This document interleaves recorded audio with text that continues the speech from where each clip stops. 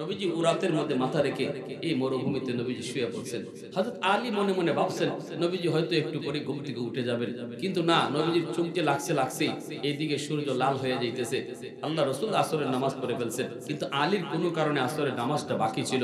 আলী মনে মনে ভাবছেন নবীজি ঘুম থেকে উঠলে আমি আসরের নামাজটা পড়ব, কিন্তু এখন তো দেখা যায় রাসূলের ঘুম আর ভাঙে না, আবার সূর্য লাল হয়ে সূর্য ডুবে যাইতেছে, আসরের নামাজ তো কাজা হয়ে যাবে। হযরত আলী চিন্তায় পড়ে গেলেন, পেরেশান হয়ে গেছেন। হায়, এখন আমি কি করি? আমি কি নবীকে ঘুম ভাঙাবো, নাকি আমার সূর্য ডুবে যাবে, নামাজ কাজা হয়ে যাবে? কোনটা করব? নবীর ঘুম ভাঙাবো নাকি নামাজ কাজা করে ফেলবো? এইবার আলীর মন কয়, আলীর সাবধান, সূর্য ডুবে যায় ডুবে যাও, নামাজ কাজা হয়ে যায় কাজা হয়ে যাক, তবুও মায়ার নবীর ঘুম ভাঙাবি না। সুবহানাল্লাহ।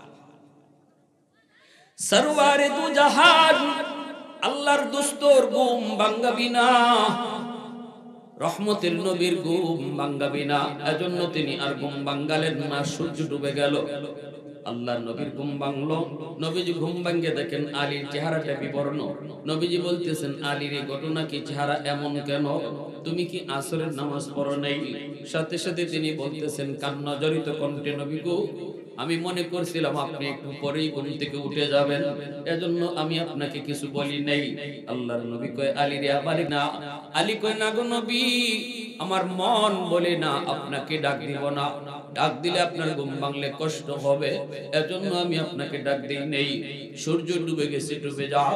আল্লাহর নবী এবার আল্লাহর কাছে হাত উঠে, আল্লাহ রদ্দে শামস নামক কিতাবের ভিতরে লিখেন, আল্লাহর নবী হাত উঠে, আল্লাহ সূর্য তোমার হুকুমে উঠে তোমার হুকুমে ডুবে, আমার আলী আজকে তোমার দোস্তর আরামের দিকে খেয়াল করার কারণে আসরের নামাজ পড়তে পারে নাই, তোমার সূর্য ডুবে গেছে। আল্লাহ, আমার আলী অক্ত মতো নামাজ পড়তে হবে, টাইম মতো নামাজ পড়তে হবে, সূর্য উপরে থাকতেই নামাজ পড়তে হবে, কারণ সূর্য ডুবছে তোমার বন্ধুর আরামের দিকে খেয়াল কইরা হাত তোমার কাছে উঠাইলাম, এই হাত নামাবো না, হাত উপরে থাকতে থাকতে সূর্য আবার আকাশে উঠাইয়া দাও। আল্লাহু আকবার জোরে কোন। সূর্য আবার আকাশে উঠাও, আকাশে উঠাও, যেন আমার আলী টাইম মতো নামাজ পড়তে পারে। আল্লাহ নবীর হাত উপরে থাকতে থাকতে আল্লাহ পাক ডুবন্ত সূর্য আবার আকাশে উঠায়া দিয়েছেন। আবু বকর সিদ্দিক রাদিয়াল্লাহু তাআলা আনহুকে তো আমরা চিনি, রাসূল করিম সাল্লাল্লাহু আলাইহি ওয়াসাল্লামের প্রথম খলিফা, চার খলিফার প্রথম খলিফা হযরত আবু বকর সিদ্দিক রাদিয়াল্লাহু তাআলা আনহু। উম্মতের মধ্যে সবচেয়ে দামি মানুষ, উম্মতের মধ্যে সবচেয়ে দামি মানুষ, নবীজির পরে আর গোটা উম্মার উপরে তিনার স্থান আবু বকর সিদ্দিক রাদিয়াল্লাহু তাআলা। সে আবু বকর সিদ্দিক রাদিয়াল্লাহু তাআলা আনহু একদিন হযরত ওমর ফারুক রাদিয়াল্লাহু তাআলা আনহুকে বলতেছেন, ভাই ওমর, ও ভাই ওমর, তোমার জিন্দেগীর নেক আমল, তোমার জিন্দেগীর নেক আমল আমি আবু বকরের চেয়ে অনেক বেশি। এই কথা বলতেই হযরত ওমর বলেন, এটা কেমন কথা? এটা আপনি কোন যুক্তিতে এই কথা বললেন, কোন দলিলে? আমি ওমরের জীবনের নেকি আপনার চেয়ে বেশি হতেই পারে না, এটা কখনোই মানা যায় না। সিদ্দিক আকবর বলেন, আমি এমনি এমনি বলি নাই, দলিল আছে। আল্লাহর কোরআনের আয়াত বলে, আল্লাহর কোরআনের আয়াত দলিল, এই দলিলে আমি বলতেছি তোমার জীবনের নেকি আমার চেয়ে অনেক বেশি। হযরত ওমর বলেন, এটা কোন দলিল?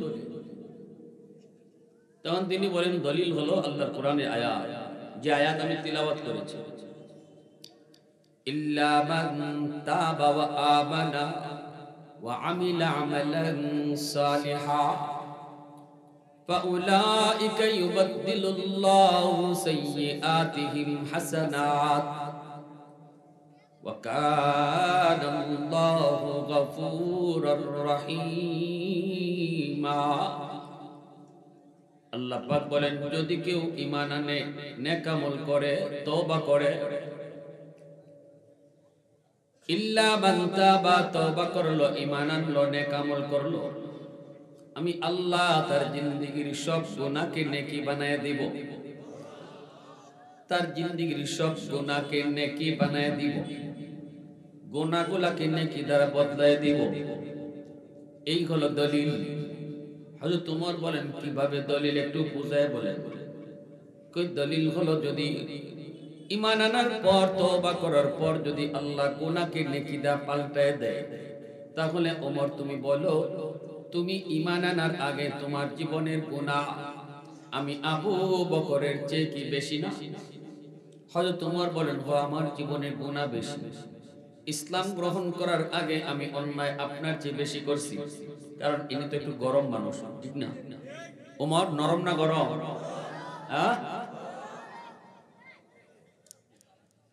গরম মানুষ আর আবু বকর হলেন নরম ওমর হলেন গরম ইসলাম গ্রহণ করার আগে আমার জীবনের গুনাহ তোমার চেয়ে বেশি এই কথাটি হযরত আবু বকর বলেন তাহলে এবার বুঝো আল্লাহ বলেছেন ইসলাম গ্রহণ করার পর তওবা করলে ঈমান আনলে আল্লাহ পাক গুনাহ যেই পরিমাণ থাকে এই পরিমাণ গুনাহরে আল্লাহ নেকি বানায় দেয় যদি এমনই হয় তাহলে তোমার গুনাহ যদি বেশি হয় এই গুনাহ তো আল্লাহ তওবার খাতিরে নেকি বানায় দিয়েছে তাহলে এবার নেকিও বেশি হয়ে গেছে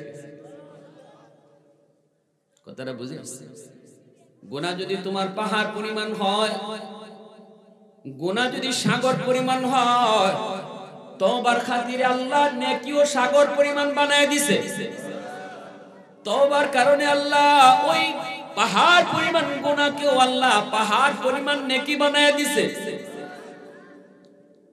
অতএব আমি আবু বকরের চেয়ে তোমার জীবনের নেকি 1000 গুণ বেশি হয়ে গেল রে এই কথা বলতেই হযরত ওমর চুপ হয়ে গেলেন নীরব হয়ে গেলেন আল্লাহর কোরআনের আয়াতে এই কথাই বলে তওবার এত পাওয়ার তওবার এত পাওয়ার তওবা করে তওবা করলে আল্লাহ পাক রব্বুল আলামিন তার জীবনের গুনাহগুলা যে পরিমাণ থাকে এই পরিমাণ নেকি বানায় এজন্য তওবা করে তওবার লগে লগে আল্লাহর ওলি হয়ে যায় তার জীবনে কোনো গুনাহই থাকে না শুধু নেকি আর নেকি থাকে তওবার কারণে কোনো গুনাহ থাকে না খালি নেকি আর নেকি থাকে কই নেকি আসলো কোথা থেকে কই নেকি তার করতে হয় না নেকি তার করাও লাগে না বরং গুনাহ যেই পরিমাণ আসিল এই পরিমাণ গুনাহকে আল্লাহ নেকি বানায় দিয়েছে আল্লাহ নিজের থেকে নেকি বানায় দিয়েছে আল্লাহু আকবার জোরে বলেন যেই মাত্র এই কথাটা হযরত ওমর তিনি শুনলেন তিনি তো নীরব নিস্তব্ধ হয়ে গেলেন এইবার তিনি বলতেছেন ভাই আবু বকর যদি এমনই যদি হয় তাহলে আমি আর বাড়াবাড়িতে যাব না তর্ক বিতর্কে যাব না আমি এই কথা বলবো না তোমার জীবনের নেকি বেশি আমার জীবনের কম কারণ যেহেতু তুমি কোরআনে আয়াত দিয়ে দলিল দিয়ে দিছো আমি আর কথা বাড়াবো না তবে একটা কথা বলবো আসো আমরা দুজনে জীবনের নেকি বদলা বদলি করি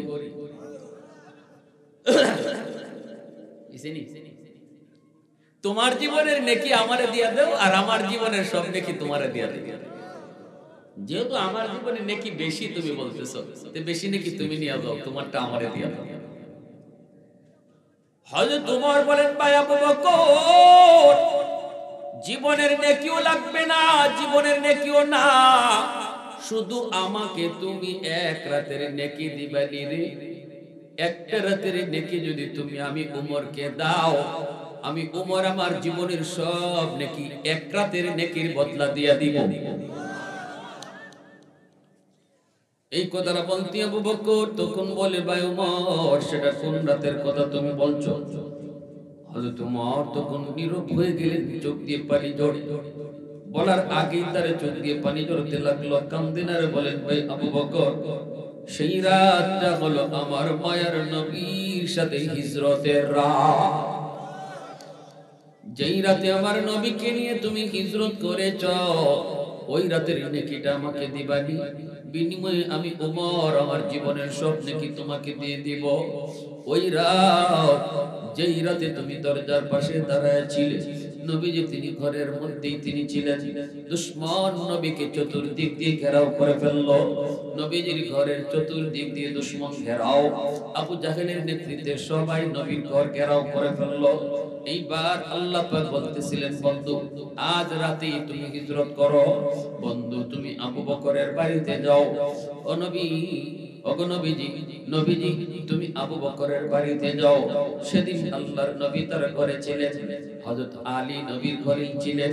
নবীজি বলতেছেন, আলী রে, আজ রাত আমি হিজরত করব, কিন্তু আমার কাছে দুশমনদের কিছু আমানত রয়েছে। ওই আমানতগুলি নিয়ে আমি কেমনে যাই? যদি আমি আমানত নিয়ে চলে যাই, তাহলে ওরা বলবে মুহাম্মদ আমাদের আমানত নিয়ে চলে গেছে। দুশমন নবীকে মারতে চায়, নবীকে মারতে চায়, নবীকে হত্যা করতে চায়।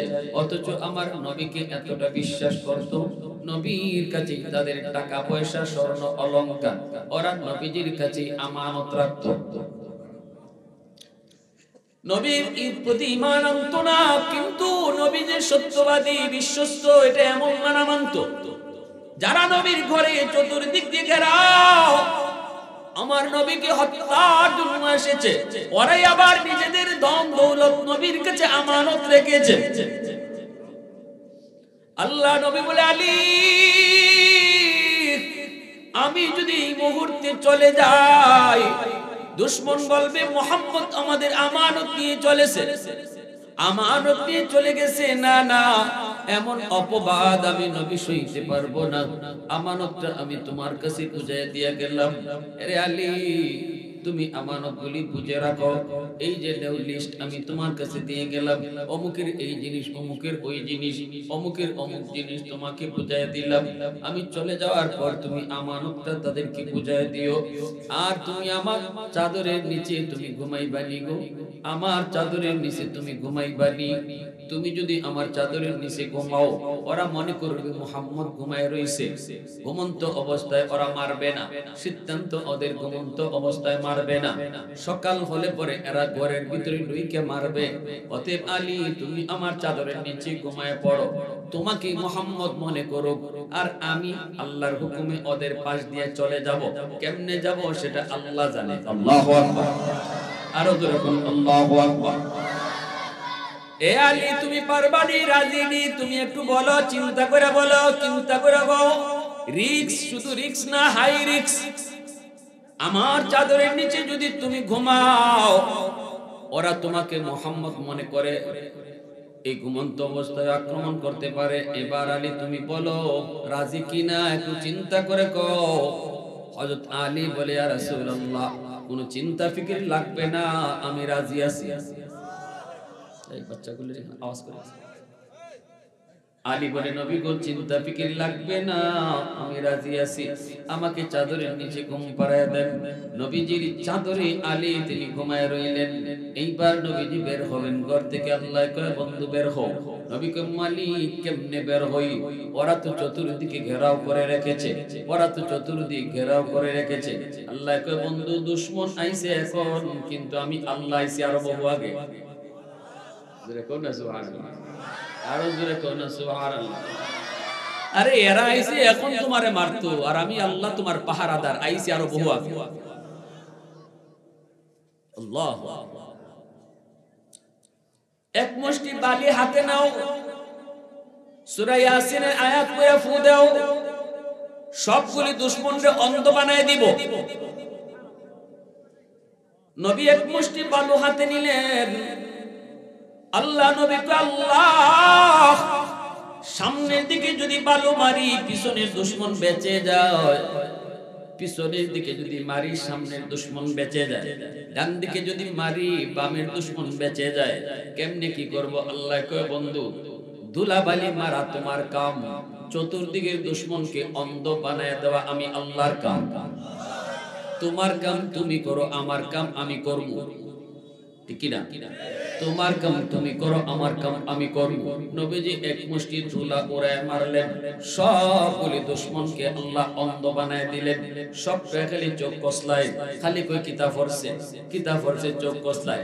এই সুযোগে আল্লাহ কয়, বন্ধু এখন এরা দাঁড়িয়ে দিয়ে যাও গা।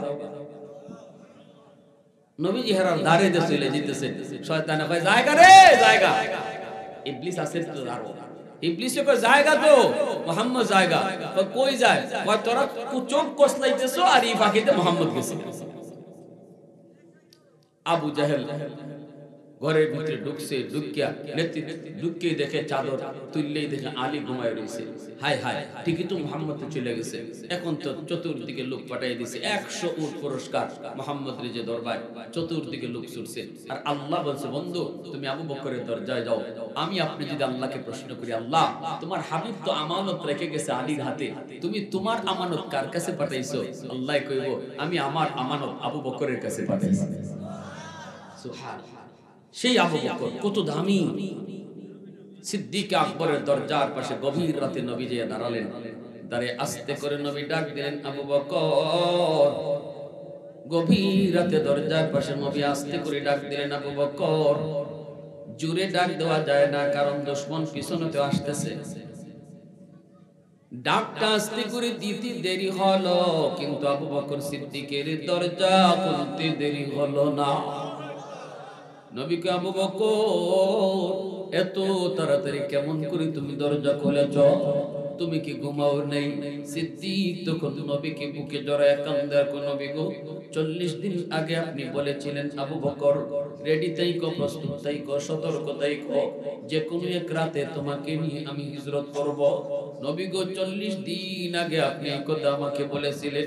সেই দিন থেকে আমি আবু বকর আজও পর্যন্ত কোন রাতে বিছানায় পিঠ লাগাই না গো নবী। সারাটা রাত আমি দরজার পাশে দাঁড়ায় অপেক্ষা করি, কখন আমার দিনের নবী এসে দরজার পাশে ডাক দিবে। যদি দরজা খুলতে দেরি হয় নবীর কষ্ট হবে, এজন্য আমি বিছানায় পিঠ লাগাই না, দরজার পাশে দাঁড়ায় দাঁড়ায় সারা রাত অপেক্ষা করি। এজন্য ডাক দিতে দেরি হয়েছে, খুলতে দেরি হয় নাই। দুরকম সুবহানাল্লাহ, আরেকটু দুরকম সুবহানাল্লাহ। सिद्दीक तेरा नाम से इस्लाम रहेगा,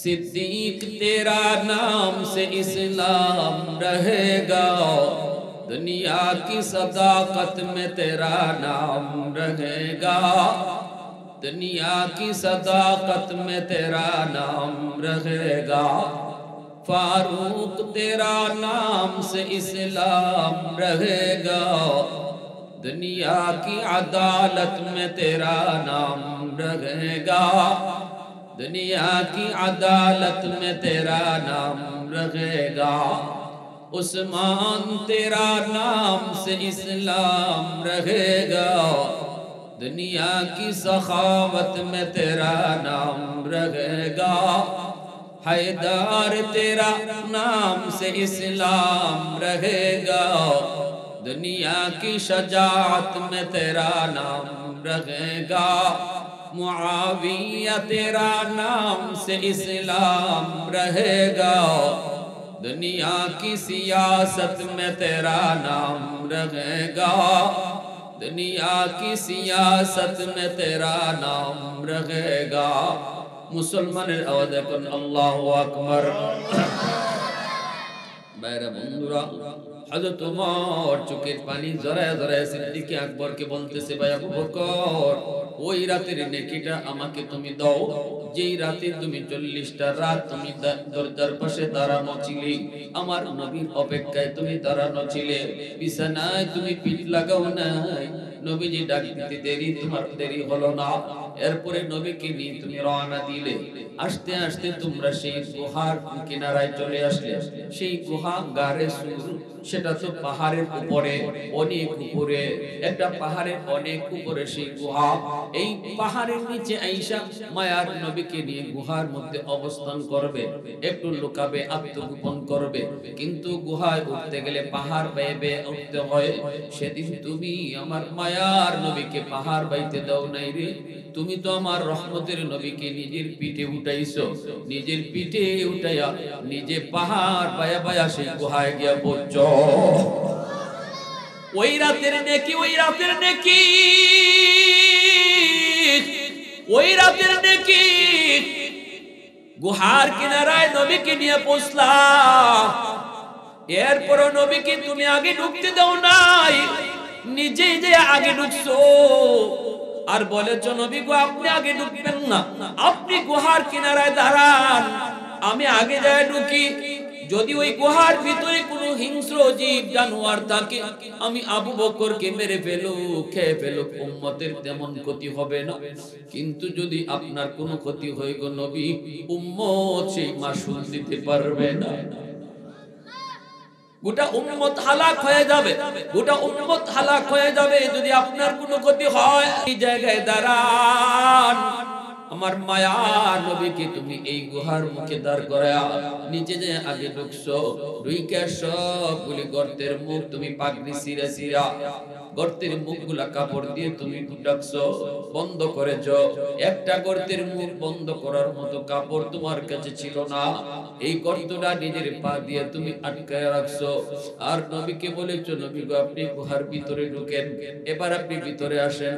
নবীজি ভিতরে আসলেন, এবার নবীকে বলতেছো ইয়া রাসূলুল্লাহ বড় কষ্ট হয়েছে গো নবী, আপনি একটু বিশ্রাম নেন, আপনি একটু আমার উরুতে ঘুমান। সেদিন আমার নবীকে নিজের উরাতে তুমি ঘুম পাড়ায় দিছো রে ভাই আবু বকর, অথচ ঘুমের প্রয়োজনটা তোমার বেশি ছিল। 40টা রাত তুমি ঘুমাও নাই, 40টা রাত তুমি ঘুমাও নাই, ঘুমের প্রয়োজন তোমার বেশি, তবু নিজে ঘুমাও নাই, আমার নবীরে নিজের উরাতে ঘুম পাড়ায় দিছো। পাহাড় বেয়ে বেয়ে তুমি উঠছো, নবীকে নিজের পিঠে উঠাইছো। আল্লাহ নবী যখন যার পিঠে উঠছে সেই সবার আগে চলে গেছে। নবী যে আবু বকরের পিঠে, নবী বুরাকের পিঠে বুরাক সকলের আগে চলে গেছে, নবী আবু বকরের পিঠে আবু বকর উম্মতের আগে চলে গেছে। যখন সুবহানাল্লাহ নবীজিকে আবু বকর পিঠে উঠাইলেন, এইবার নবীজি গুহার ভিতরে ঢুকলেন, আবু বকর সিদ্দিকের উরাতে নবী ঘুমায় পড়লেন। নবীজি ঘুমাইতেছে, সরওয়ারে দু জাহান রাহমাতুল লিল আলামিন, সরওয়ারে কায়নাত রাহমাতুল লিল আলামিন, শফিউল মুজনাবিন, আল্লাহ পাকের দোস্ত আবু বকর সিদ্দিকের পায়ে ঘুমাইতেছেন, উরাতে ঘুমাইতেছেন। আর সিদ্দিক নয়ন জোড়ায়া, চোখ জোড়ায়া জোড়ায়া নবীর নুরানি চেহারাটা দেখতেছে। আল্লাহু আকবার, জোরে বলেন। আমার নবীর নুরানি চেহারা আবু বকর চোখ জোড়ায় জোড়ায় দেখতেছে। ওই অবস্থায় যে গুহার যেই গর্তটা তিনি পা দিয়ে আটকায় রাখছেন, কাপড় ছিল না বন্ধ করার, এই গর্তের মধ্যেই ছিল একটা সাপ। এই সাপে সিদ্দিক একবারের পায়ে দিল কামড়, বিষাক্ত সাপের কামড়, পাটার সাথে সাথে সরায় ফেললেন। সাপটা বের হলো, কিছুক্ষণ দাঁড়ায় থাকলো, এরপরে আবার গর্তের ভিতরে চলে গেল। বিষাক্ত সাপের বিষের যন্ত্রণা সিদ্দিক আকবর কেমনে সেটা সহ্য করে গো, কেমনে সহ্য করে, দাঁতে দাঁতে কামড় দিয়ে কিরিবিরি খায়া সহ্য করে, তবু নিজের বডিটা নড়াচড়া করেন না, শরীরটা নড়াচড়া করেন না। কারণ শরীর যদি নড়াচড়া করি আমার মায়া নবীর ঘুম ভেঙে যাবে। আশিক রাসূল কাকে কয় একটু খেয়াল করে শোনো, দিল দিয়া শোনো। আমার নবীর কেমন আশিক সাহাবায়ে কেরাম ছিল, বিষের যন্ত্রণায় চেহারা পর্যন্ত কালো হয়ে যাইতেছে, তবু সিদ্দিক পা নাড়ায় না, বডি নাড়ায় না, দাঁতে দাঁতে কিরমিরি খায়া হজম করে। কারণ আমার নবীর ঘুম ভাঙলে নবীর কষ্ট হবে। আল্লাহ নবী রহমতের নবী উরাতে ঘুমান, সিদ্দিক আকবর তিনি তো হজম করছেন। বাইরে এই অবস্থায় চোখ থেকে এক ফোঁটা চোখের পানি নবীর পবিত্র গাল মোবারকে পড়ে গেল। যেই মাত্র চোখের গরম পানি নবীজির গাল মোবারকে পড়ছে, সাথে সাথে আমার নবীর ঘুম ভেঙে গেছে।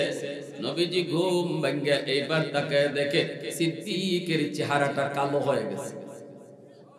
আল্লাহ, সাহাবায়ে কেরাম কি পরিমাণ ত্যাগ, কি পরিমাণ ধৈর্য, কি পরিমাণ কুরবানি করেছেন রাসূলের একটু আরামের জন্য। জোরে কন্না সুবহানাল্লাহ। হযরত খুবাইব রাদিয়াল্লাহু তাআলা আনহুকে শুলিতে যখন চড়াবে, আবু সুফিয়ান শুধু এতটুকু কইছিল, খুবাইব তোমাকে তো শুলিতে চলাইয়া এখন আমরা ফাঁসি দিব, নিচ থেকে তীর মারব, তবে একটা কথা যদি তুমি বলো তাহলে তোমার মুক্তি দিয়া দিব। মারবো না।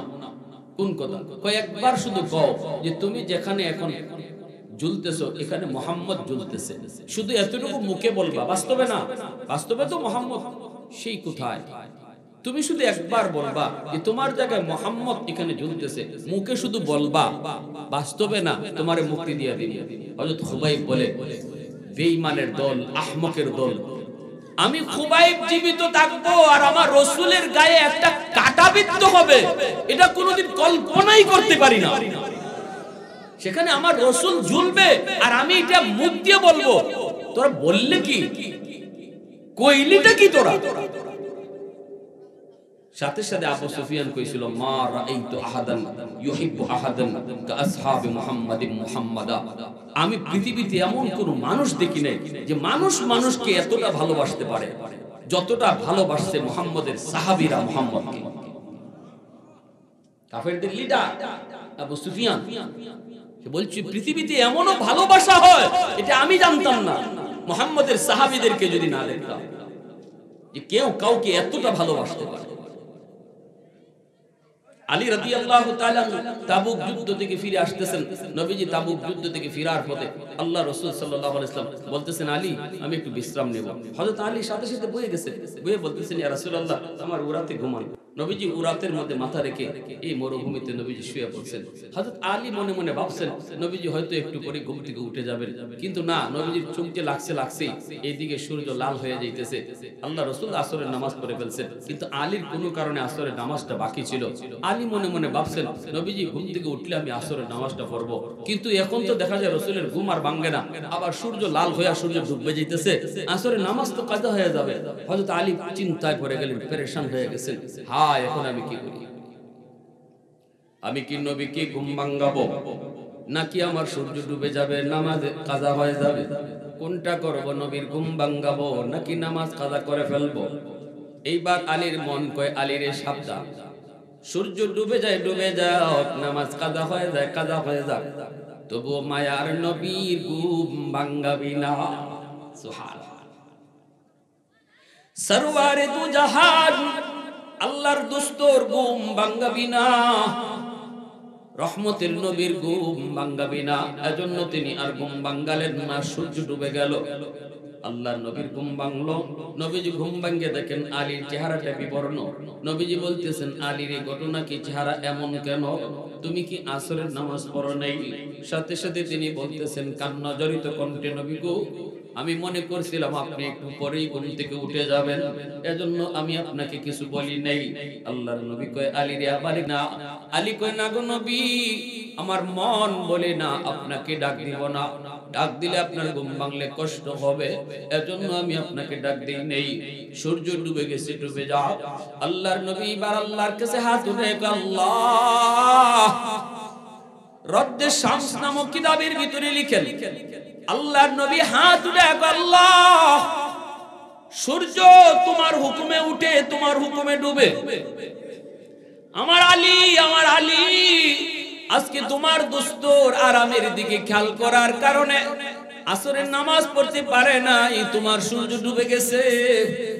আল্লাহ, আমার আলী ওয়াক্ত মতো নামাজ পড়তে হবে, টাইম মতো নামাজ পড়তে হবে, সূর্য উপরে থাকতেই নামাজ পড়তে হবে, কারণ সূর্য ডুবছে তোমার বন্ধুর আরামের দিকে খেয়াল কইরা হাত তোমার কাছে উঠাইলাম, এই হাত নামাবো না, হাত উপরে থাকতে থাকতে সূর্য আবার আকাশে উঠাইয়া দাও। আল্লাহু আকবার জোরে কোন। সূর্য আবার আকাশে উঠাও, আকাশে উঠাও, যেন আমার আলী টাইম মতো নামাজ পড়তে পারে। আল্লাহ নবীর হাত উপরে থাকতে থাকতে আল্লাহ পাক ডুবন্ত সূর্য আবার আকাশে উঠায়া দিয়েছেন। আলী টাইম মতোই নামাজ আদায় করেছে। জোরে কোন না সুবহানাল্লাহ, আরো জোরে সুবহানাল্লাহ। উলফত মে তেরি ওয়াইসি নে দন্দান কুতুরা, বু বকর উমর নকশ কদম তেরা ন ছোরা, उल्फत में तेरी वैसी ने दंदान को तोरा, बो बकर उमर नक्श कदम तेरा न छोरा, उशाक नबी वाके असरार मदीना, सुल्तान का सुल्तान है सुल्तान मदीना। सरकार का सरकार है सरकार मदीना, गुलजार का गुलजार है गुलजार मदीना। मोहब्बतेर साथे आवाज দিয়া কোন আল্লাহু আকবার। আমার ভাইরা বন্ধুরা জন্য বলছিলাম, ভাইরে আবু বকর সিদ্দিক রাদিয়াল্লাহু তাআলা আনহু নবীজি তার উরাতে ঘুমাইতেছেন, সাপে কামড় দিল। বিষাক্ত সাপের বিষ তিনি হজম করে ফেললেন, দাঁতে দাঁতে কামড় দিয়া তবু নিজের শরীর নড়াচড়া করেন না, কারণ আমার নবীর ঘুম ভাঙবে। নবীর ঘুম ভাঙলে নবীর কষ্ট হবে। আল্লাহ নবীর পবিত্র গাল মোবারকে যখন এক ফোঁটা চোখের পানি পড়ে গেল, নবীজির ঘুম ভেঙে গেল। নবীজি বলতেছেন, আবু বকর চেহারাটা এমন কেন? সিদ্দিক বলে, ইয়া রাসূলুল্লাহ সাপে কামড় মারছে পায়ে। নবীজি কই কও কি? বলে হ। সাথে সাথে আল্লাহর নবী তার লব মোবারক আঙ্গুলে নিয়া ওই কাটা জায়গার মধ্যে নবী লবটা লাগায় দিতে দেরি হয়েছে। বিষাক্ত সাপের বিষকে আল্লাহ পানি করতে দেরি হলো না। নবীজির লবের মধ্যে কি পরিমাণ অ্যান্টিবায়োটিক, কি পরিমাণ অ্যান্টিবায়োটিক আল্লাহ আমার নবীর লবের মধ্যে রাখছেন, দিতে দেরি, বিষ পানি হইতে দেরি হয়েছে। এইবার নবী কয়, আরে সাপ তুই গর্ত থেকে বের হ। আল্লাহ নবী ডাক দেওয়া মাত্রই গর্তের ভিতর থেকে সাপ বেরিয়ে আসলো। নবী বলতেছে, বল বল আমার আবু বকরের পায়ে কেন কামড় দিছো? সাথে সাথে আল্লাহ পাক সাপের জবান আল্লাহ খুলে দিয়েছেন। এই ক্ষমতা আল্লাহর আছে না নাই? আর রহমান আল্লামাল কুরআন খলাকাল ইনসান আল্লামাহুল বায়ান। কথা বলার শক্তি দেন কে? আল্লাহ চাইলে মানুষের জবান আল্লাহ কেড়ে নিতে পারে, আল্লাহ চাইলে গাছের জবান আল্লাহ খুলে দিতে পারে। সাথে সাথে সাপের জবান আল্লাহ খুলে দিলেন। সাপ আওয়াজ দেয়া করে, নবী গো মাপ চাই। আল্লাহু আকবার। ওগো নবীজি মাপ চাই, মাপ চাই।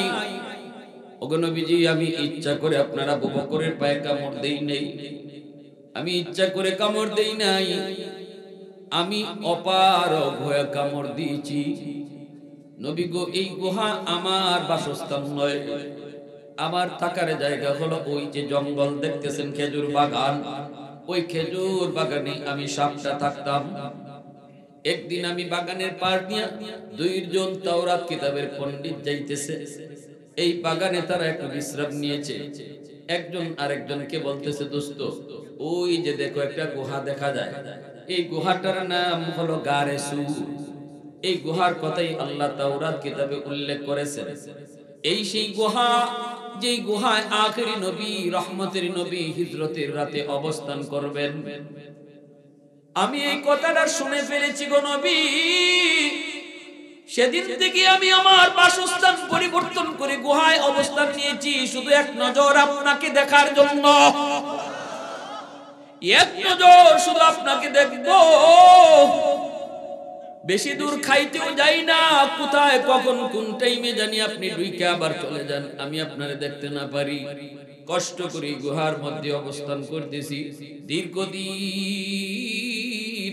প্রতীক্ষার পর আজকে আমার সেই স্বপ্ন পূরণ হতে চলেছে।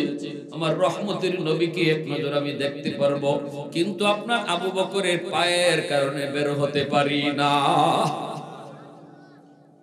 আমার গর্তের আর কোনো মুখ নাই, অন্য কোথাও দিয়ে বের হওয়ার সুযোগ নাই। এজন্য আমি চেষ্টা করেছি, বের হওয়ার পারি নাই, কোথাও কোনো সুযোগ নেই। বাধ্য হয়ে আমি আবু বকরের পায়ে কামড় দিয়েছি গো নবী, যেন পাটা সরায়। পাটা সরানোর পর আমি বের হইয়া আমার দীর্ঘদিনের মনের আশা আমি পূরণ করছি আপনার নুরানি চেহারা দেখার পর। নবী গো আমি মাপ চাই, মাপ চাই। ভাইরা বন্ধুরা, সিদ্দিক আকবরের সামনে হযরত ওমর এই কথাগুলি বলতেছেন আর চোখের পানি জড়ায় কাঁদতেছে আর বলতেছে, ভাই আবু বকর জিন্দেগীর নেকি লাগবে না, শুধু ওই একটা রাতের নেকি আমাকে দিয়ে দাও, আমি ওমর আমার জীবনের সব নেকি দিয়ে দিব। আবু বকর সিদ্দিক বলে, ভাই ওমর, তাহলে তো একটু জানা দরকার এই রাতে আমার কি পরিমাণ নেকি হয়েছে, এটা তো আগে একটু বোঝা দরকার, জানা দরকার। চলো, আমি নিজেও তো জানি না এই রাতে কি পরিমাণ নেকি হয়েছে, আমার তো জানা নাই। চলো আমরা নবীজির কাছে যাই, আল্লাহর নবীর কাছে গিয়ে একটু জানি এই রাতে আমার কি পরিমাণ নেকি হলো। আগে তো জানতে হবে, তারপরে তো বদলা বদলি করার কথা, আগে তো নিজেরটা নিজে বুঝতে হবে। দুজন চলে আসলেন নবীজির কাছে, আল্লাহর নবীর কাছে চলে আসলেন। আইসা দুজন সালাম জানালেন।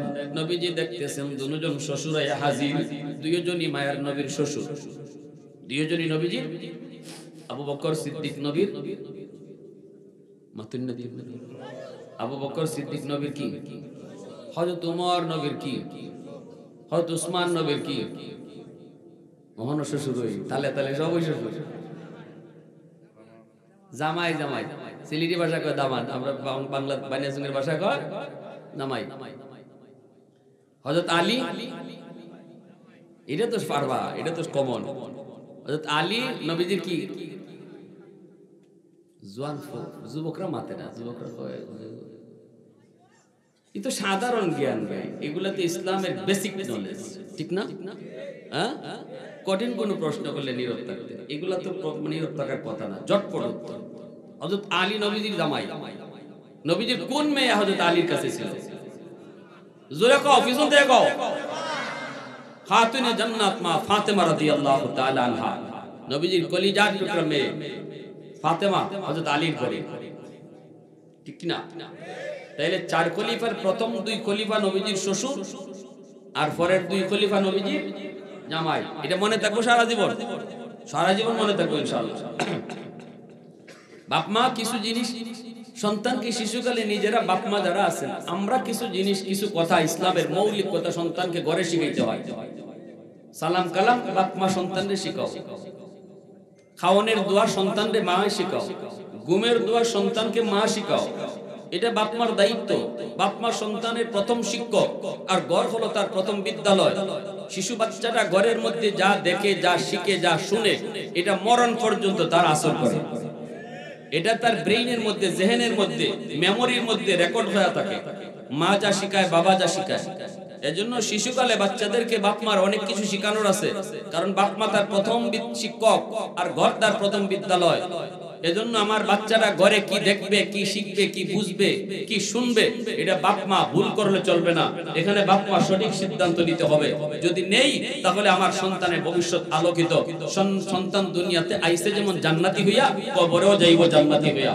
আর যদি বাপ মা এই জায়গায় আমরা ভুল করি, আমার সন্তানকে কি দেখানোর কথা ছিল আর দেখাইতেছি কি, আমার সন্তানকে কি শোনানোর কথা ছিল শোনাইতেছি কি, আমার সন্তানকে শোনাইবার কথা কোরআন তেলাওয়াতের আওয়াজ, আমার সন্তানকে দেখাইবার কথা নামাজ পড়ানোর দৃশ্য, আমার সন্তানকে দেখাইবার কথা কোরআন পড়ার দৃশ্য, এগুলা না কইরা যদি গান বাজনার আওয়াজ তার কানে শোনাই, যদি তার নাচ গানের দৃশ্য তার চোখে দেখাই, এই সন্তান আইছিল দুনিয়াতে জান্নাতি হইয়া, আমি বাপ মার কারণে হইতেছে জাহান্নামী। কিয়ামতের ময়দানে সন্তান আল্লাহর আদালতে মামলা দিবে, রব্বানা আতিহিম দিফাইনি মিনাল আযাব ওয়াল আনহুম লানান কাবীরা। আল্লাহ, আমার বাপরে ডাকো, আমার মারে ডাকো, কেন আজকে আমি জাহান্নামী? আমার বাপ মা জবাব দিক, আমার বাপ মার কাছ থেকে জবাব নাও। তারা আমারে কি দেখানোর কথা ছিল দেখাইলো কি, কি শিখাইবার কথা ছিল শিখাইলো কি, কি ফরাইবার কথা ছিল ফরাইবো কি, ফরাইলো কি? আল্লাহ, আমারে তো ওই ফরাইবার কথা যেই ফরাতে তোমার পরিচয় আছে, আমারে তো ওই পড়ালেখা করাইবার কথা যেই পড়ালেখায় আখিরাতের কথা আছে, আমারে তো ওই পড়ালেখা করাইবার কথা যেই পড়ালেখায় নামাজের কথা আছে। নামাজ শিখায় নাই, ব্যাঙ্গের ভাল শিখাইছে, ঠিক কি না? আমারে নামাজ শিখায় নাই, সাইকেল দৌড়ানি শিখাইছে। আল্লাহর পরিচয় শিখায় নাই, আকদম বাকদম গুরাড্ডম সাজে শিখাইছে। আমার রাসূলকে জিবরাইল কয়, নবী গো আপনি পড়ুন, ইকরা। জাবালে নূর, গারে হেরা, জিবরাইল আয়েশা বলতেছেন, নবী গো আপনি পড়েন, ইকরা। নবী কয়, কে পড়ে? আমি পড়া জানি না। জিবরাইল আবার কয়, নবী গো আপনি পড়েন। নবী কয়, না আমি পড়া জানি না। আল্লাহর জিবরাইল আবার কয়, নবী গো পড়েন। নবী কয়, কে পড়া? পড়া জানি না। তখন জিবরাইল কয়, ইকরা বিসমি রাব্বিকাল্লাযী খালাক, পড়েন আপনি আপনার রবের নামে। এইবার রাসূল মুস্কি হাসিয়া কয়, হ্যাঁ এখন পড়তে পারি। যেই পড়ার মধ্যে আমার আল্লাহর নাম আছে, এই পড়ালেখা এখন আমি অবশ্যই পড়ব। আর যখন তুমি বলতেছো আমারে পড়েন পড়েন, আমার আল্লাহর নাম ছাড়া কিসের পড়া? এই পড়া আমি রাসূল পড়বো না। আমার আল্লাহর নাম ছাড়া, আমার আল্লাহর পরিচিতি ছাড়া যেই পড়া, এটা পড়াই হইতে পারে না। ওই পড়ালেখার দ্বারা মানুষ হওয়া যায় না। যেই পড়ালেখায় আল্লাহর পরিচিতি নাই, আখিরাতের ভয় নাই, এই পড়ালেখা পড়িয়া যে যত বড় শিক্ষিত হইব, এ তত বড় ডাকাইতে হইব। কথাটা শক্ত হইলো কোন লাগছে? এ তত বড় ডাকাইতে হইব। 20,000 টাকা 30,000 টাকার লোভে পইরা ডাক্তার যদি কয় নরমাল ডেলিভারি কেসের রোগীরও যদি কয় সিজার করাই লাগবে, নাইলে মাও মরবো বাচ্চাও মরবো, দিল তোমারে ভয় লাগাইয়া। এখন তুমি জমি বেচো আর বাড়ি বেচো, তোমার কি যায় না যায় এই খবর ডাক্তারের নেওয়ার দরকার নাই। তো ডাক্তারের দরকার হলো 20,000 টাকার লোভ পড়ছে। এই ডাক্তারের ডাক্তার হইবেন না ডাকাইত হইবেন? খালি ডাকাইত না, ওরা ডাকাইত। এ ডাক্তার হইছে ঠিক, মানুষ হইতে পারছে না, কারণ তার পড়ালেখা আছে, কিন্তু এই পড়ালেখায় আমার আল্লাহর পরিচয় নাই, আখিরাতের ফিকির নয়। কলিজায় এই শিক্ষা দেওয়া হয় নাই, এ জীবন জীবন নয়, মরণের পরের জীবনই আসল জীবন। এই সবক তারে দেওয়া হয় নাই, এই স্লোগান কলিজায় দেওয়া হয় নাই। এই জীবনের প্রতিটা কাজের হিসাব আমার আল্লাহর সামনে দিতে হবে, এই সবক তারে শেখানো হয় নাই। এজন্যই রাসূল কইছে, ও জিবরাইল কেয়ার ফরা, খালি কও ফরো ফরো ফরো, কেয়ার ফরা আমার আল্লাহর নাম ছাড়া আবার ফরা কে? যখনই জিবরাইল কয় ফরেন আপনার আল্লাহর নামে, তখনই রাসূল ফরা শুরু করছে। এজন্য বলবো সাবধান, সন্তানকে স্কুলে 5 বছর পড়ানোর কোনো দরকার নেই, প্রাইমারিতে 5 বছর পড়ানোর কোনো দরকার নেই। 5টা বছর নুরানি মাদ্রাসায় পড়ান, নুরানি মাদ্রাসায় 5টা বছর পড়ান। এই 5 বছরে আপনার সন্তানদের মুসলমানের বাচ্চা আগে বানান, আগে তাহলে মুসলমানের বাচ্চা বানান, এরপরে ডাক্তারের বাচ্চা বানাইবেন, ইঞ্জিনিয়ার বানাইবেন, পাইলট বানাইবেন, যা বানান বানান, আগে মুসলমানের বাচ্চা বানাইতে হবে। আমার সন্তানের বড় পরিচয় ডাক্তার নয়, আমার সন্তানের বড় পরিচয় সে মুসলমানের সন্তান। এজন্য সবার আগে তার মুসলমানি শিখতে হবে। কারা কারা রাজি আছেন একটু হাত তুলে আল্লাহকে দেখা। আল্লাহ কবুল করো, জোরে কোন আমিন। 5 বছর নুরানি মাদ্রাসায় পড়াইবেন, এরপরে তার হাই স্কুলে দিবেন। মাদ্রাসাগুলোতে এখন স্কুলের সমমানের অঙ্ক ইংরেজি রাখা হয়েছে, একদম স্কুলের সমমানের অঙ্ক ইংরেজি, যেন আপনার বাচ্চা স্কুল হাই স্কুলে যাইতে কোনো সমস্যা না হয়। ভালো টিচার রাখা হয়েছে, আপনাদের দিকে খেয়াল করে, শুধু আপনাদের দিকে খেয়াল করে। গোটা মুসলিম উম্মার সন্তানের লেখাপড়া শুরু হবে মাদ্রাসা দিয়া, স্কুল দিয়া নয়, মাদ্রাসা দিয়ে শুরু হোক। এরপরে তারে আপনি যে লাইনে দেন দিয়েন। আলেম বানাইতে চান না, অসুবিধা নাই, আমরা টানাটানি করব না। সব মুফতি সাহেব হলে ডাক্তার হবে কে? সব যদি মুহাদ্দিস হয় ইঞ্জিনিয়ার হবে কে? দেশ চলবে কি কইরা? চলো ডাক্তার হোক, ইঞ্জিনিয়ার হোক, তবে তার জীবনের লেখাপড়া শুরু হবে আমার আল্লাহর পরিচয় লইয়া। আর মুসলমানি লইয়া সে ডাক্তার হবে, মুসলমানি লইয়া সে ইঞ্জিনিয়ার হবে, মুসলমানি বাদ দিয়া নয়। যদি মুসলমানি বাদ দিয়ে আমার সন্তান স্কুল কলেজ ভার্সিটিতে যায়, কিয়ামতের মাঠে এই মা বাবাকে আল্লাহর আদালতে সন্তান আসামি বানাবে, খেয়ানতকারী হিসেবে আসামি বানাবে, সন্তান আসামি বানাবে। এজন্য বাপ মার কিছু দায়িত্ব আছে না নাই? আমার আব্বার একটা ঘটনা মনে পড়ে কইলাই। আমার আব্বারও তো আপনারা চিনুনি, জেনারেল শিক্ষিত মানুষ, আলেম মতো না। সেই ছোটবেলা আব্বার পাশে আব্বার একজন বন্ধু বসা, আমি গেলাম রুমে ঢুকছি, ছোট মানুষ দেখবেন বাচ্চা বাপ মার পাশে কি ঘষাঘষি করে, তো আমি যে একটু বাবার পাশে গেছি, সালাম দেই নেই, এটাই আমার অপরাধ ছিল। আব্বা বলছেন বাবা সালাম দিলা না? তো আমি সাথে সাথে বলতেছি আসসালামু আলাইকুম ওয়া রাহমাতুল্লাহ। সালাম তো শিখাইছেন, কিন্তু এই সময় আমি হয়তো ভুলে গেছি। ভুল হয় কি হয় না? ভুলে গেছি। তো আমার চাচা যিনি আঙ্কেল ছিলেন, ইনি বলতেছেন ওয়া আলাইকুম আসসালাম বাবা, বেঁচে থাকো।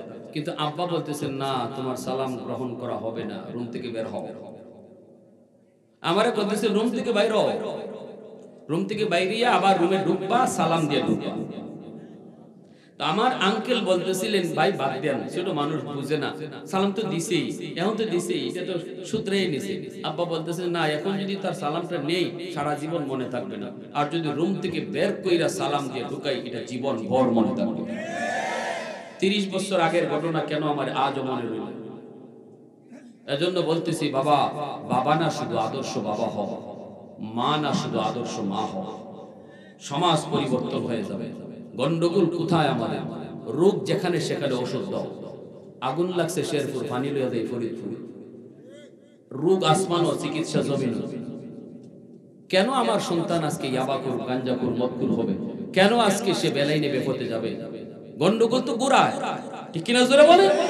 গন্ডগোল গুড়ায়। যেই সময়ে চারা গাছে পানি দেওয়ার কথা ওই সময়ে পানি দিলাম না, এখন আমি পানি পানি করে চিৎকার করলে লাভ কি হবে? গাছ তো মোটা হয়ে গেছে। এই গাছে এখন আর পানিতে কাজ হবে না। পানি দেওয়ার টাইমে গাছ চারা গাছে পানি দিতে হবে। এজন্য হাত জোর করে আপনাদেরকে বলবো, উলামায়ে কেরাম শুধু আপনাদের দিকে খেয়াল করে মাদ্রাসার নুরানি বিভাগে স্কুলের সমমানের অঙ্ক ইংরেজি রাখছেন, যেন আপনার সন্তানের লেখাপড়া মুসলমানি শিক্ষা হয়, মুসলমানি লইয়া যেন আপনার সন্তান সামনের দিকে আগায়, জীবন যেন আল্লাহর পরিচয় নিয়ে আসে সামনের দিকে আগায়। ঢাকা ইউনিভার্সিটির বাংলা বিভাগে পড়বে, নাস্তিকদের ভিড়ে যায় নাস্তিক হবে না। যদি 5 বছর নুরানি মাদ্রাসায় পড়াইয়া মুসলমানের বাচ্চা বানাইয়া তারপরে তারে স্কুল কলেজ ভার্সিটিতে দেন, নাস্তিকদের ধারে গিয়েও কোরআনের পক্ষে আওয়াজ উঠাবে ইনশাআল্লাহ। কোরআনের পক্ষে আওয়াজ উঠাবে। আল্লাহ আমাদেরকে সহি বুঝ দান করুন। সবাই বলি আমিন। আরো জোরে বলেন আমিন। এজন্য আমার ভাইরা বন্ধুরা বলতেছিলাম, ও ভাইরা বন্ধুরা, আবু বকর সিদ্দিক রাদিয়াল্লাহু তাআলা নবীজির শ্বশুর, হযরত ওমর তিনিও নবীর শ্বশুর। দুনো শ্বশুর আইসা হাজির, দুজন শ্বশুর আইসা হাজির। আল্লাহর নবী রহমতের নবীর ঘরে আবু বকর সিদ্দিকের মেয়ে নাম কি? আম্মাজান আয়েশা সিদ্দিকা রাদিয়াল্লাহু তাআলা আনহা, তিনি আবু বকর সিদ্দিকের মেয়ে, নবীজির পবিত্র বিবি। স্বামী স্ত্রীর ভিতরে মাঝে মাঝে একটু গন্ডগোল হয়নি না হয় না, একটু ঝগড়াঝাটি হয়নি না হয় না, হ্যাঁ? এর লাগে কি তা ভাজুন লিয়ে ফিটানি শুরু করে দিত? আল্লাহ রসুলের জীবনে এমন ঘটছে, আম্মাজানের সাথে রসুলের একটু মন কষাকষি হয়েছে। এটা মান অভিমান স্বামী স্ত্রীর ভিতর হতেই পারে। মহব্বত আর ভালোবাসা বিয়ার আগে নয়, মহব্বত আর ভালোবাসা হবে বিয়ার পরে স্বামী স্ত্রীর মধ্যে। আল্লাহ রাসূল সাল্লাল্লাহু আলাইহি ইসলামের ভালোবাসা কি পরিমাণ ছিল, ওই ভালোবাসার মধ্যে একটু টুকটাক বাজাবাজি হতেই পারে। আম্মাজান একটু অভিমান করছেন, নবীও একটু অভিমান করছেন, দুইজনের জায়গাতে রাইট। নবী কই আমি ঠিক, আম্মাজান কই আমি ঠিক। এইবার এখন কেডা ঠিক আর কেডা বেঠিক, এটা কেডায় বিচার করতো? আল্লাহ রাসূল কয় 3 নম্বর কেউরে আনি, বিচারক একজন আনি আয়েশা, দেখি কার ভুল আর কার সঠিক। আম্মাজান কই ঠিক আছে আপনি আনেন। আল্লাহ রাসূল কয় কারে আনতাম? আম্মাজান কয় আপনার যারে মন চায় তারে আনেন। রাসূল কয় তোমার আব্বারে আনবে। এখন যদি মেয়ে বউ যদি শুনে যে বিচারক যিনি আইতেছেন তাই আব্বা, তে তো মহা খুশি, ঠিক কিনা? তে তো রায় আমার পক্ষে। হযরত আবু বকর সিদ্দিককে নবী ডাকছেন, আওসেন একটা বড় বিচার করন লাগে। সিদ্দিক আকবর আইছেন পরে আল্লাহ রাসূল সাল্লাল্লাহু আলাইহি ওয়াসাল্লাম দাঁড়ানো, আমাদের আয়েশাও দাঁড়ানো। রাসূলকে আবু বকর একটা বিচার করন লাগে, তোমার বিচারের লাগে আনছি, কে সঠিক, আমি সঠিক না আয়েশা সঠিক? এবার একটু বিচার করতে হয়, দেখো নিজের বেটি দেখিয়া নিজের মেয়ে দেখিয়া আবার হক লইও না। আবু বকর সিদ্দিক তো দাঁড়াই রইছে, ভিতরে ভিতরে খেপতাছে ও যে আজকে আমার রাসূল আর তুমি আমার মেয়ে হইয়া রাসূলের সাথে ঝগড়া কইরা বিচারক পর্যন্ত আমারে আনাই লিছো। আচ্ছা বুঝছে লই কি তা খবর। তো এবার আল্লাহ রাসূল কইতেছে আয়েশা তুমি আগে কইবাই না আমি আগে কইতাম? বিচারকে বিচার করবার আগে স্টেটমেন্ট দেওয়ার লাগে না নি? দুই পক্ষের তো স্টেটমেন্ট লাগে। তো এক পক্ষের তো খালি শুনলে হয় না, দুই পক্ষের স্টেটমেন্ট শুনলে বিচার করন লাগে। তো আল্লাহ রাসূল কইতেছে আয়েশা স্টেটমেন্টটা তুমি আগে দিবাই না আমি আগে দিব? আম্মাজান কইতেছেন আপনি আগে দিন, তবে যা কইবার সত্য কথা কইবেন। ওই লাগাই দিছেন কাছে যেটা কইবা, কারণ একটু মান অভিমান দিয়ে রইছে, ভিতরে তো গুসা আছে, গুসা আছেনি না? ও গুসার ছুটে এই কথাটা কইলেছেন, যেটা কইবা যা কইন হাসা কইন। আল্লাহ রাসূল হজম করে নিয়েছে এই কথাটা, কিন্তু আবু বকর হজম করতে পারছে না, সিদ্দিক আকবর হজম করতে পারেন না এই কথাটা। এত ওজন এত ভারী ছিল এই কথাটা, এত হিট করছে সিদ্দিকের, সাথে সাথে চেহারা বিবর্ণ হয়ে গেছে, বডি ফুলে গেছে। আমার রাসূলের ব্যাপারে আমার মাইয়া কইলোটা কি যে আপনি যা কইবার সত্য কইেন। আজও পর্যন্ত মক্কার কাফিররা পর্যন্ত পারল না আমার রাসূল একটা মিছা কথা কইছেন প্রমাণ করতে।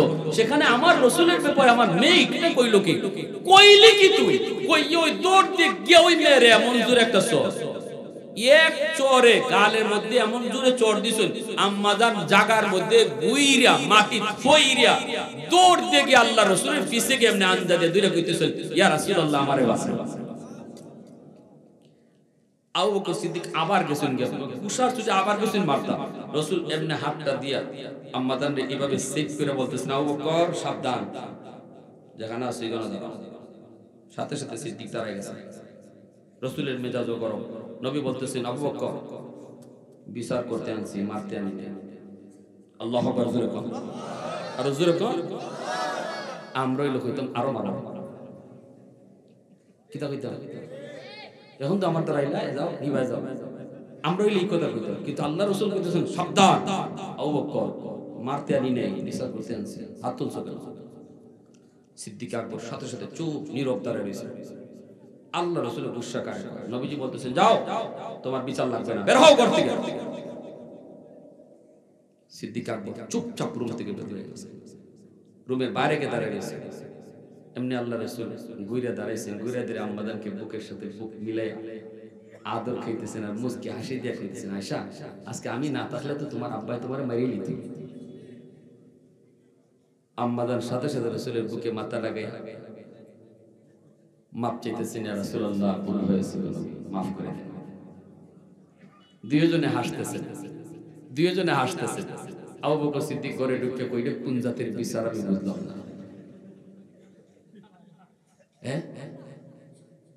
এই ছিল রাসূল করিম সাল্লাল্লাহু আলাইহি ওয়াসাল্লামের আদর্শ। এই হলো আমার নবী, আপনার নবী। সেই নবীর আদর্শ কই? আমরা কি এগুলা মানি, শুনি, বুঝি? আমরা আমার মতো চলতেছি। সিদ্দিক বলি, ইয়া রাসূলুল্লাহ, ঝামেলা বাচ্চা উমরের সাথে। উমর কয়, তার জীবনের সব নেকি আমারে দিয়ে দিব, আর আমার জীবনের এক রাতের নেকি নিতে চাই। কয় রাতের? হুজুর এখন কয় রাতের? এক রাতের। মেহমান নিয়ে আসেন, এক রাতের নেকি। এখন ইয়া রাসূলুল্লাহ, ওই রাতের নেকি যে কি পরিমাণ এটা তো আমি জানি না, আপনার কাছে আইছি আমরা শুধু জানার জন্য, ওই রাতে আমার কি পরিমাণ নেকি হইছে।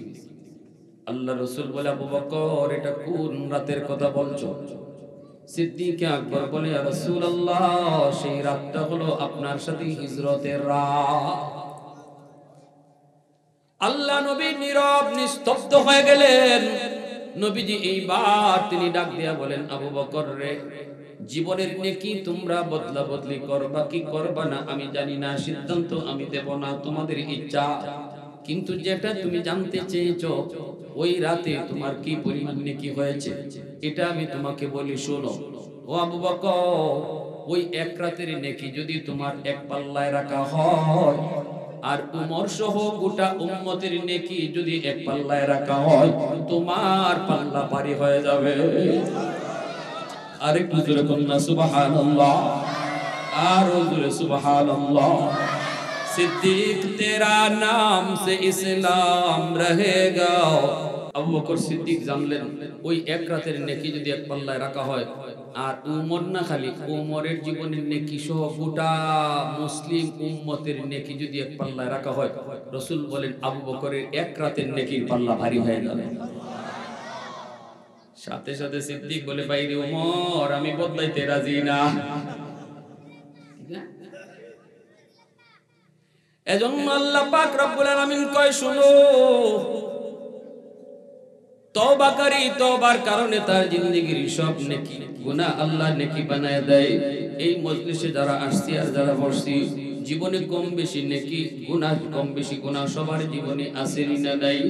এর যুবক, শয়তানের ধোঁকায় পড়ে, নফসের গায়ের সাথে পড়ে, অন্যায় করেছো, গুনাহ করেছো, কিন্তু মনে মনে তোমার ইচ্ছা হলো একদিন গুনাহ ছেড়ে দিব, নামাজ ধরব, আল্লাহরে খুশি করব, কিন্তু তাকায় দেখো, ডান দিকে তাকাইলে দেখবা তোমার খেলার সাথী কবরে চলে গেছে, বাম দিকে তাকাইলে দেখবা তোমার বন্ধু কবরে চলে গেছে।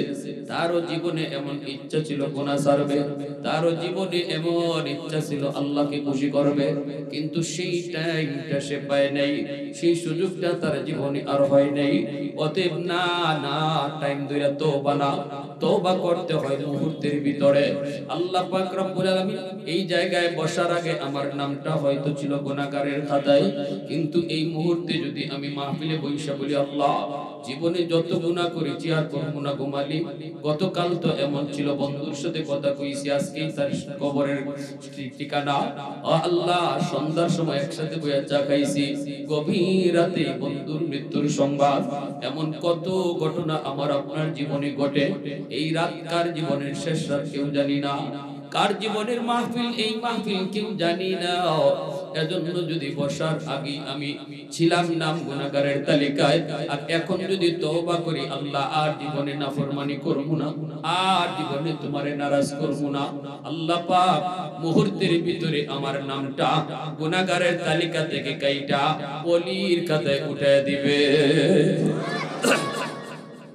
চেয়ারম্যানের হাত ধরে তওবা করতে হয় না, ইমাম সাহেবের হাত ধরে তওবা করতে হয় না, গুনার কথা কাউকে শুনাইয়াও তওবা করতে হয় না।